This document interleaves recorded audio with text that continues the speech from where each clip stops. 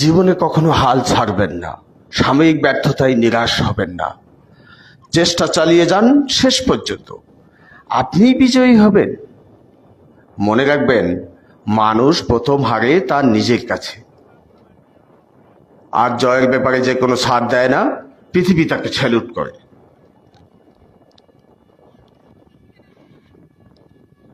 আপনি কি নিজের মেধা, দক্ষতা, যোগ্যতা নিয়ে হীনমন্যতায় ভুগছেন?